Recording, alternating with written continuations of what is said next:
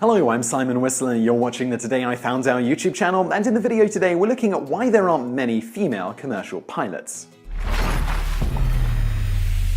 When it comes to gender disparity, the world of commercial airline piloting is one of the most skewed, with a whopping 97% of all commercial pilots being male, 4,000 female commercial pilots versus 130,000 male worldwide, according to the International Society of Women Airline Pilots. Those numbers shift slightly when you factor in women who are qualified to fly private planes but not commercial, but there is still a huge difference in the number of males compared to females even in this case. According to the US Civil Airmen statistics, in 2011 there were 617,000 qualified pilots in the United States, 41,000 of which are women, which means just over 93% of all pilots in 2011 were men.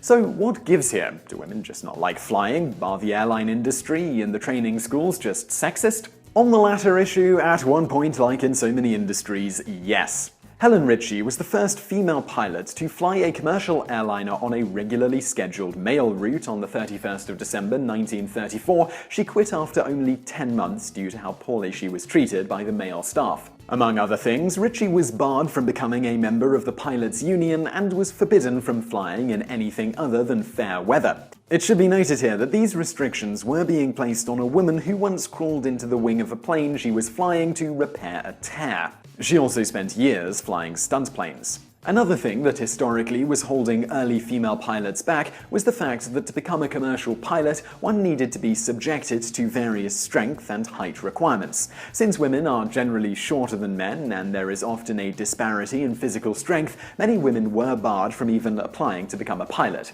However, in recent years, this has gotten much better. To quote the International Society of Women Airline Pilots, "These requirements have mainly fallen by the wayside. The only requirement is that a prospective pilot can fly the simulator provided during the interview process without undue problems due to height or strength." As for the issue of sexism in more modern times, according to pilot and editor of Aviation for Women magazine, Amy Laboda, "I can tell you that female airline pilots have made tremendous progress, and the reason is because most of the dinosaurs are gone. The men who didn't want women in the cockpit have mostly retired." Today, it's generally not so much that those within the industry have any issues with female pilots, but interestingly enough, the people who respond most poorly are the passengers. Within the industry, there's actually been a huge drive by some airlines in recent years, for example British Airways, to increase the number of females applying for given positions, and thus hopefully start to even out the numbers. So with some companies, while you're still going to need to bring the skills and the experience to the table, you might actually have a leg up on the competition at the moment if you're a woman trying to become a commercial pilot. If you've got the same skill and experience as a male applying, one would think the companies looking for more female pilots will pick you over the equivalent XY competition. So why haven't the numbers evened out since the sexist dinosaurs have all retired? Well, one theory is that the sheer amount of time one needs to dedicate to being a pilot and brutal travel schedule turns a lot of women off because they'd rather focus on their domestic life and stay closer to home. This is a nice theory and perhaps is a factor, but there are only colloquial sources to back it up. Further, the same can be said about a lot of industries that don't see anywhere near to a 4,000 versus 130,000 type split in numbers of women versus men working in the respective fields. Another theory is that for whatever reason, young girls never see being a pilot as a career option, whether it's because the field doesn't fit young girls' interests, or perhaps simply because you rarely see female commercial pilots in real life or on TV or in the movies. So there's kind of a lack of visual role models. A study conducted by British Airways in their efforts to learn why more women don't become commercial pilots discovered that among young boys, pilot was the second most popular career choice. With girls, it wasn't even mentioned.